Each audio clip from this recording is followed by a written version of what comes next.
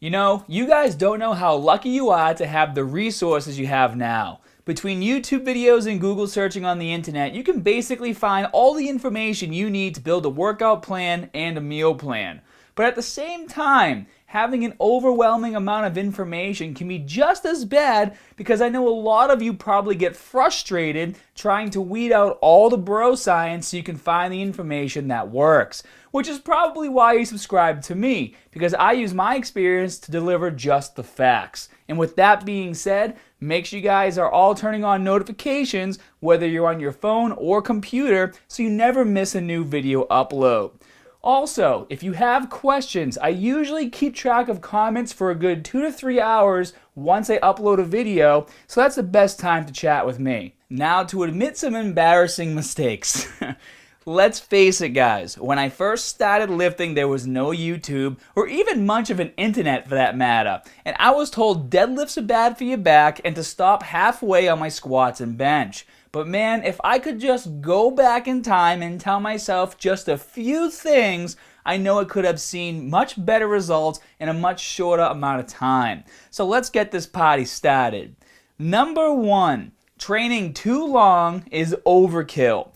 I used to spend 2 to 3 hours in the gym every day, at least 6 days a week. In fact, I think I only took Sundays off because that was the only day I didn't have to work. Now, when I was younger, I really enjoyed being at the gym because I worked there and everyone was always really nice to me and supportive of me. And the gym was my escape from reality in school, but as much as I hate to admit it, that wasn't the only reason why my workouts were so long.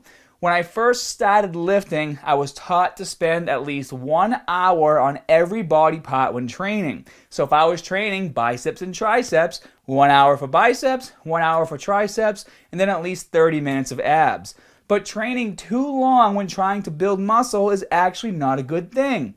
Just like when you're trying to lose weight and you think that you're burning more fat with more exercise.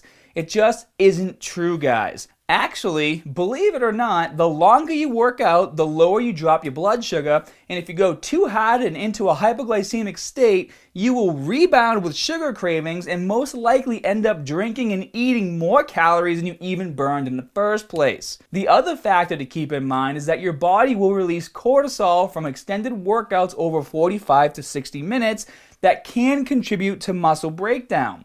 So if you're in the gym for hours and hours, it might be time for a new program, because at the end of the day, it should only take you 60 to 90 minutes max to complete your routines. Number 2, results take time.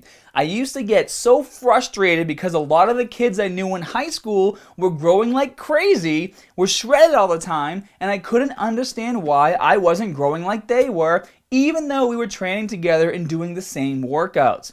But it wasn't until years later I found out the real reason, and it was because they were on drugs and I wasn't. I used to get so mad about how slow my progress was compared to them, and to be honest, it was because I was just like many of you, and I was so ignorant to how many people are actually using steroids.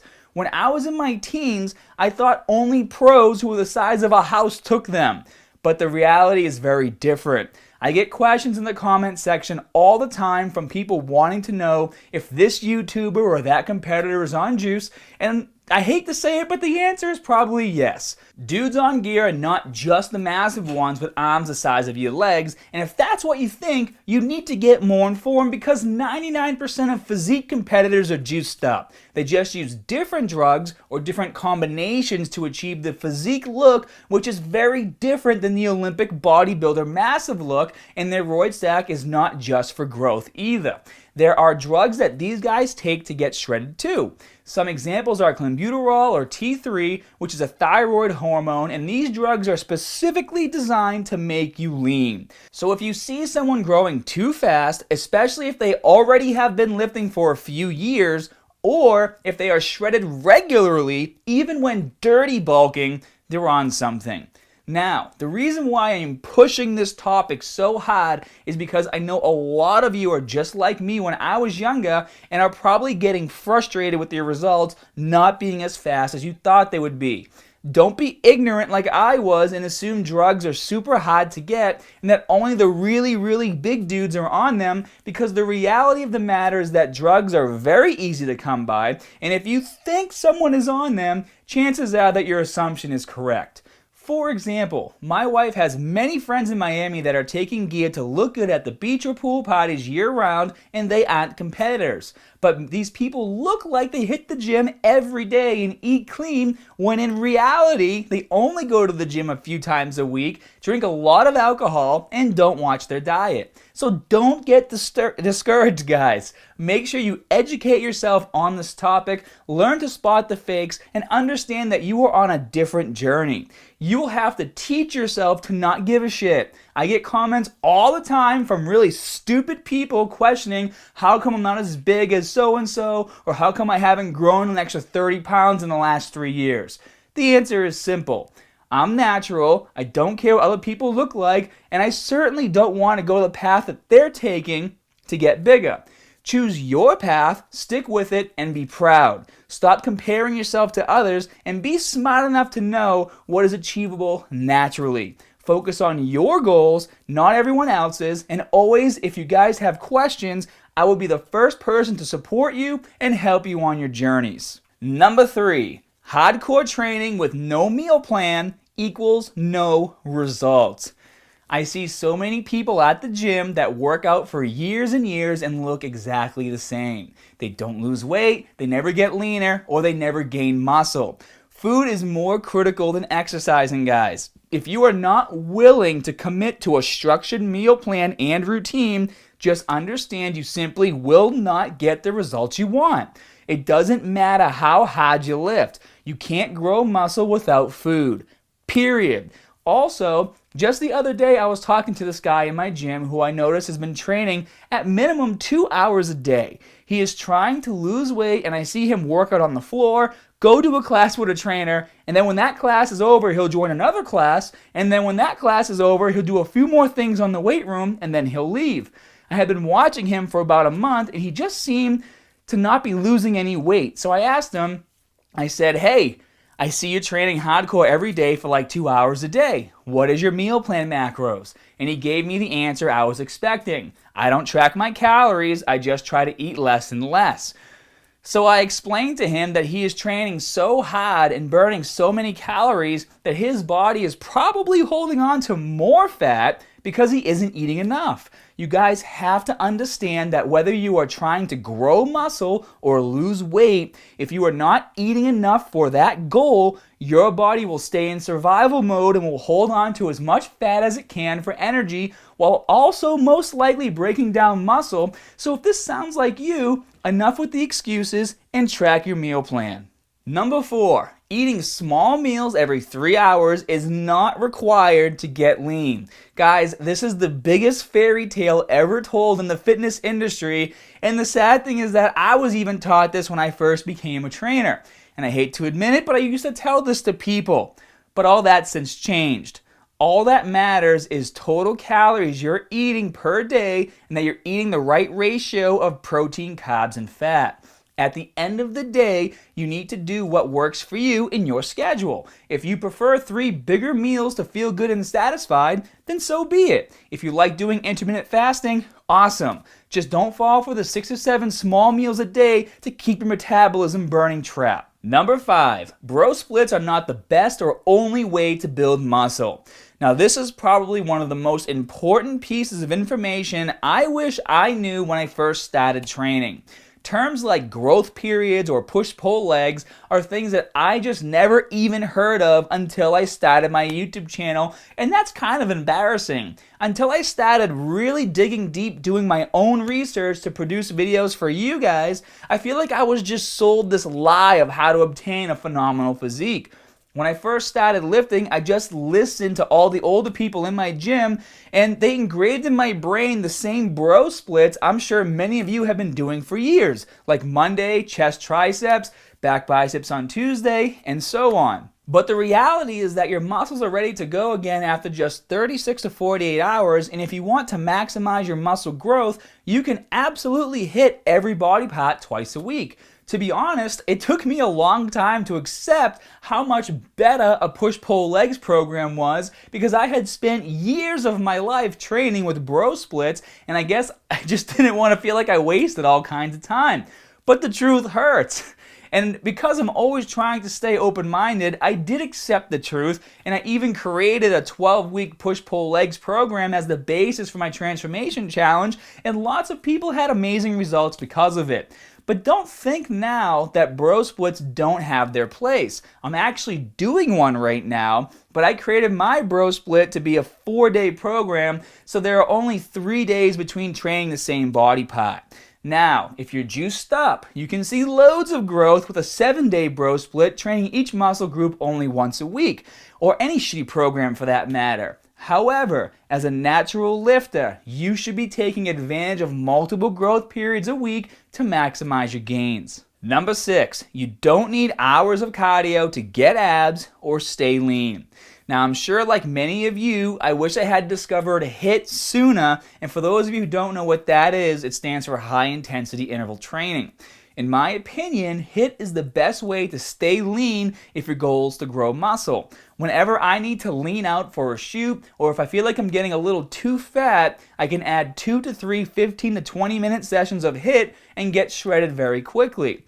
In the past, I would go running for miles and miles and miles trying to lean out. But the reality is that you can burn more calories with 20 minutes of HIIT when compared to 45 minutes to an hour of steady state cardio. Even if your goal is to lose weight, you should be focusing on HIIT as well. No more 90 minutes of boring treadmill or elliptical cardio sessions. You can do just 30 to 45 minutes of HIIT 4 to 5 times a week and see much better results in less time. So the main point here, guys, when it comes to shredding fat, if you don't want to waste hours and hours killing yourself on the treadmill or out in the sun, train smart with HIIT. Number 7, I wish I understood the importance of compound movements. Well, this is embarrassing, but I'm being honest here, so it is what it is. In my teens, the only lift I did consistently out of the big 3 was the bench press. I hated squats and deadlifts, so I just stayed away from them. But as I look back, I can honestly say that the only reason why I hated them so much was because nobody ever taught me the correct way to do them. My back hurt every single time I did deadlifts because I was basically lifting the barbell off the floor with my lower back, and instead of squats, I just used the leg press. I figured they were the same thing. I know, it's embarrassing, but it is what it is, and I know, even though I was doing the leg press, I was still just doing that 90 degrees bullshit as well. My early years were horrible, guys, but we're getting past that. That's why we're here now. So, now for all of you out there who are skipping these movements right now, you need to stop. Compound movements such as the bench press, deadlift, squat, and overhead press should be staples in your programming. Not only do movements like these recruit more muscle groups and increase your strength and size a lot more effectively than isolation movements, they will also help you have more efficient workouts so you're not in the gym for 2 hours a day. Just make sure when you do them you have proper form, and I will link to you guys some of my best videos on these movements to help you out. Number 8, not training with full range of motion is a waste of time. This is actually kind of a loaded topic for me, so things might get a little bit intense. Now, when I was younger, I was taught to stop halfway on exercises like squats and bench press because it was believed to be bad for your joints to go full range of motion. But that just isn't true. As long as you have proper form, there is no reason why you shouldn't be training in full ROM with every exercise, and if you don't, you will create weaknesses in your muscles and joints in whatever range of motion you are skipping out on. But today, the reason why people do half reps is totally different. Lots of juiced up assholes on YouTube who don't give a shit about your muscle growth will tell you that half reps keep the tension on the muscle. Newsflash, guys. When on juice, you can grow muscle doing exercises half-assed, doing half reps, or even doing nothing at all. There's actually a study showing that people on gear that did not work out at all grew more muscle in the same amount of time than natural guys that actually trained 4 to 5 times a week. And I know you guys are going to want to know more about this, so I plan on doing a video on this topic very soon. The main point here is that you need to be smart when it comes to who you take your advice from. Now back to the tension on the muscle. This method of training makes absolutely no sense. For example, when performing a bicep curl, the sticking point is the bottom of the movement when your arm is fully extended. This means that this is the hardest part of the exercise, and the real reason why people stop before full extension is because they can't curl as much weight if they went full range of motion. Why? Because your biceps have to work a lot harder to fully disengage and re-engage at the bottom of each rep.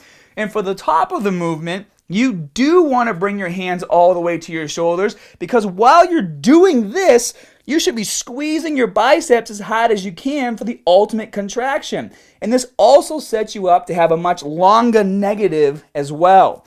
Remember, the negative is where you will see the most muscle fiber damage, so spending more time in it is a good thing. I think it's very sad that so many egomaniacs on juice have created this false sense of hope of half reps to justify their shitty training methods just because it looks cool to lift heavier weights. Oh really? You lose tension in the muscle? So then do more reps, because I guarantee at some point you won't be able to do any more. People act like if you fully extend your arms at the bottom of the movement, that this brief pause instantly revives your biceps and you can do an infinite amount of repetitions. It's ridiculous. So if you want to maximize your results when you're training, always focus on full range of motion and fully contracting your muscles on every single repetition of every set. Number 9, deload weeks are very important. Man, when I was younger, I was so ignorant to this. When people would tell me that they were on a deload week, I would just think to myself, what a stupid excuse for not wanting to train harder. And I know that might sound really dumb to you guys, because it sounds really dumb to me right now. But when I was a teen, nobody ever taught me what a deload week actually was for. I was young, full of testosterone, my energy was through the roof, and I wanted to train every day. In my mind, if I skipped a week, I would just lose precious time I could be spending building more muscle. But the reality of the matter is that your body needs rest to grow. Training with heavy weights 5 to 6 days a week is very taxing on both your body and your nervous system, and in order to fully recover, you do need a deload week. This is the only way as an advanced lifter that you will be able to increase your weights and muscle size. Now, with that being said, if you're a beginner, you can probably go much longer without a deload week because you're not lifting with the same intensity as an advanced lifter just yet. But if you're training hard, do yourself a favor and incorporate a deload week every 6 to 8 weeks in your training. And a deload week isn't just a week of doing nothing. You still do your current program, just cut the intensity in half and go through the motions with lighter weights on all your exercises. Number 10, bigger muscles do not automatically mean more strength. Just like many of you, I'm always striving to be stronger. Let's face it, my goal, and I'll repeat, my goal isn't to be huge. I like looking normal in clothes and looking like a Super Saiyan when I'm pumped in the gym.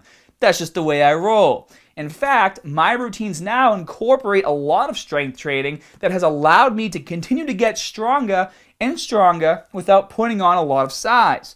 But don't take this the wrong way, guys. To be 100% honest with you, a little more mass on my traps and calves would be amazing. But when I say not putting on more size to get stronger, I mean I'm 180 pounds now, and I don't have to put on 30 pounds of muscle to break through my current strength plateaus. It all comes down to programming. But when I was in my teens, I was always under the impression that more muscle was the only way to get stronger, so I only trained with muscle building splits. Like I said in the beginning, guys, I only knew about bro splits when I was in my teens. I had never even heard of programs like push-pull legs or 5x5 or 5-3-1 until I started my YouTube channel, and as embarrassing as that is, it's the truth. So consider yourselves lucky that you'll be able to get bigger and stronger without wasting years of time. So the main thing I want you guys to take away from this, if your ultimate goal is to build strength, then you're going to be using a different program than if your goal is to build muscle. The sets and reps will change, as well as rest periods and how often you're hitting certain exercises, even though you might be doing similar exercises in each program. And the last thing I wish I knew before I started bodybuilding was that to build muscle or strength, you need progressive overload and you have to switch up your workouts. And I thought I would save the best for last. Well, not really the best, because if you're not challenging yourself or switching things up, you'll severely hurt your chances of making more gains. When I was in my teens, I don't think I changed my workout schedule once. I did the same workouts on the same days in the same order for years.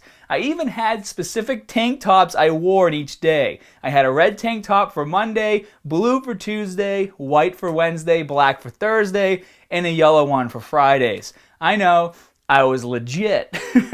But seriously, guys, if you're doing the same workout for a long period of time, your muscles will adapt to the exercises and the routines. It's almost like you're building muscle memory for those exercises, and after a while, your body just won't need to push itself as hard to complete the workouts. You need to always be challenging your muscles and forcing them to recruit more muscle fibers in various ways to maximize your gains by either switching up the exercises in your workouts or changing your program completely. Also, it is very important that you're working with progressive overload. Doing the same weight for the same reps and sets every week isn't going to do anything for you either. You need to be increasing your weights by at least 5 to 10 pounds each week on your exercises, whether that means you pyramid down your reps per set, so like 10 reps for set 1, 8 reps for set 2, and so on, or you have a spotter help you with forced repetitions, or both. The main thing here, guys, you need to make sure that you're challenging yourself to see muscle growth and strength gains. So there you have it, guys. My most embarrassing secrets from being a fitness noob have been revealed, but at least it was for a good cause, which was showing you guys that we're all human here, and if you're making any of these mistakes, there's still hope. Be sure to hit that like and subscribe button. Turn on video notifications if you haven't already, and if you need a full 12-week program complete with workout calendars, videos, and PDF downloads of the routines that you can print and take with you to the gym, make sure you check out my Transformation Challenge. I have 2 kick-ass programs to choose from that will get you the results you've been looking for, and as always, more good stuff coming soon. See you guys.